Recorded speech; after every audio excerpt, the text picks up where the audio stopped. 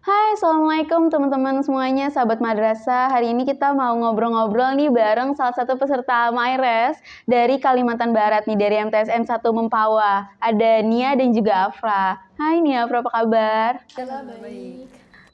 Gimana nih perjalanan kalian dari sana ke sini?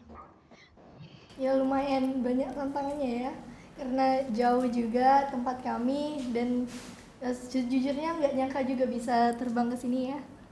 Tapi pernah datang ke Jakarta nggak sebelumnya? Baru kali ini. Oh, baru kali ini. Ini, gimana nih perasaannya kalian pertama kali datang ke Jakarta langsung ikut MyRes di tahun 2022 ini? Senang sih. Senang dan tentunya bangga karena bisa membawa nama Kalimantan Barat dan memperkenalkan juga nih sama orang-orang di Jakarta tentunya kan. Ini loh kami Kalimantan Barat gitu. Oke, kayaknya kenalan dulu nih sama teman-teman yang ada di rumah nih. Kayak kalian kelas berapa, terus kayak apa ya, nama-nama lengkapnya gitu kan. Tadi kan aku manggil langsung Nia sama Afra aja kan ya. Mungkin teman-teman pengen kenal kalian lebih dekat lagi.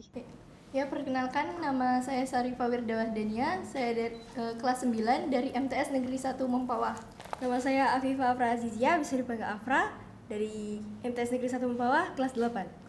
Oke, nah tadi ini kan kalian habis menjawab pertanyaan-pertanyaan para juri ini ya kan. Gimana tuh? Bisa nggak? Alhamdulillah lancar, cuman ya pasti karena gugup juga ya Kak ya. Iya. Jadi lumayan terbata-bata beberapa. Oke, tapi perasaannya bisa sampai ke tahap nasional ini gimana sih? Tentunya senang dan bangga juga ya bisa sampai ke sini dan tentu perjuangannya bukan luar biasa ya. Nah, kan kalian udah masuk nasional nih ya. Ada nggak sih kayak kesulitan-kesulitan atau hambatan selama sebelum kalian sampai di sini lah? Selama kalian meneliti makalah-makalah kalian?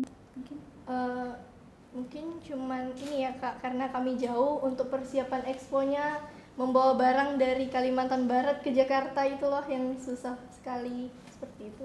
Oke, tapi pernah nggak sih kesulitan, kan kalian ini di bagian apa sih? IKI ya, ilmu keagamaan Islam. Gimana ya, untuk kalian sendiri nih, untuk meneliti makalah kalian gitu, membuat makalah kalian di bagian Islam ini seperti apa sih? Kayak kesulitannya seperti apa? Mungkin kalian sempat mikir yang kayaknya nggak bisa nih, nggak kuat nih. Ada nggak sih kayak gitu? Tentunya karena kami meneliti di daerah, untuk wawancara dan observasi itu lumayan sulit ya Kak ya. Untuk wawancara karena yang diwawancara orang-orang desa juga, jadi kadang wawancaranya nggak bisa terlalu formal seperti itu. Dan kalau untuk observasi itu kami mengalami keterbatasan waktu, jadi sulit sekali membagi waktu untuk melakukan observasi, terjun langsung ke lapangan, sementara kami juga harus sekolah seperti itu. Iya, benar-benar. Tapi sejauh ini masih bisa di-handle ya sama kalian ya? Ya, alhamdulillah bisa. Oke, nah mungkin kamu bisa jelasin nggak sih tema presentasi kamu hari ini itu tuh apa? Judul penelitian kami itu Harmonisasi kehidupan beragama masyarakat Muslim dan Konghucu, Desa Semudun, Kecamatan Sungai Kunyit, Kabupaten Mempawah. Jadi kami mengangkat tema tentang moderasi beragama di daerah kami, yaitu di Desa Semudun, di mana di Desa Semudun ini terdapat suatu hal yang unik, terdapat tempat ibadah kedua agama, yaitu masjid dan kelenteng dengan posisi yang berdekatan, Kak. Oh gitu. Iya. Oke. Kenapa kalian memilih tema ini? Karena kami melihat di Desa Semudun ini sangat unik. Tidak banyak loh daerah yang memiliki tempat ibadah seperti yang ada di Desa Semudun ya. Juga Desa Semudun juga telah mendapatkan Harmony Iya, Award. Harmony Award sama oleh Kemenag pada tahun 2022. Tahun 2020. Oke. Nah, terkait moderasi beragama di Kalimantan itu seperti apa sih suasananya gitu?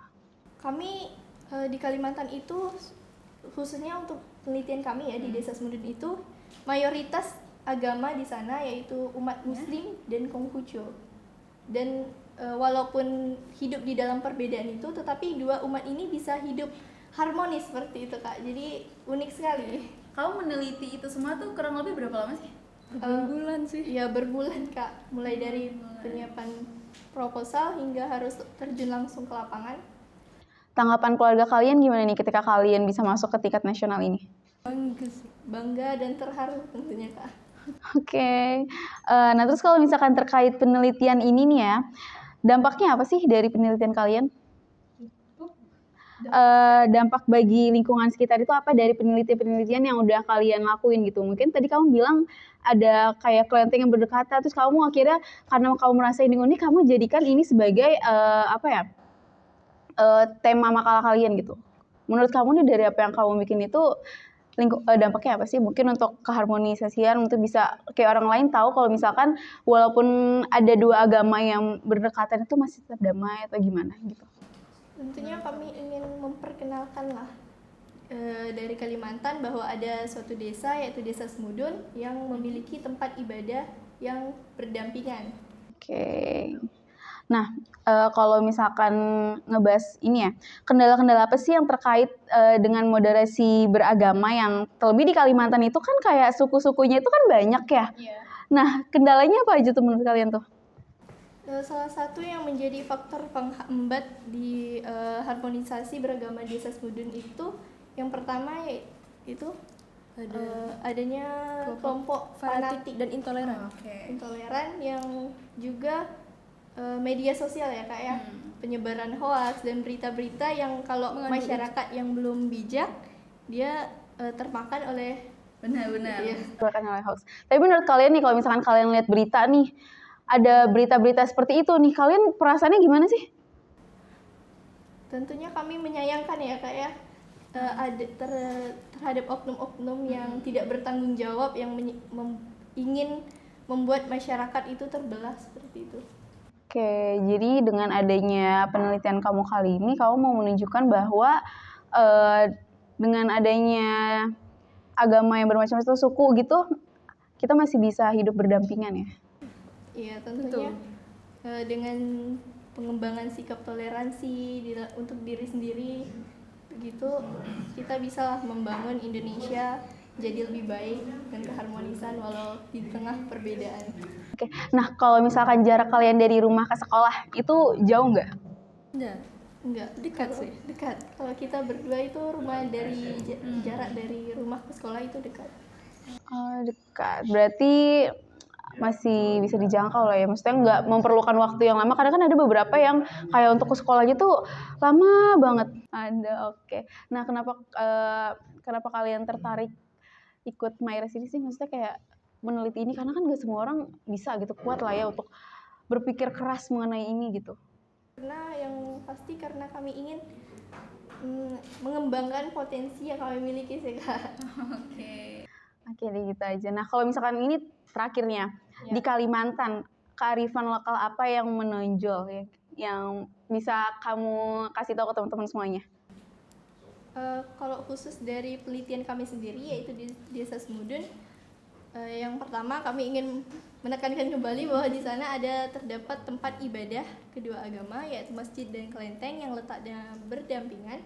Selain itu kami pernah nih Kak mewawancarai salah seorang masyarakat di Desa Semudun, di mana beliau bercerita bahwa pada suatu ketika pernah ada perayaan hari besar keagamaan yaitu Maulid Nabi dan Cap Gomeh yang dilakukan secara bersamaan. Itu apa maksudnya?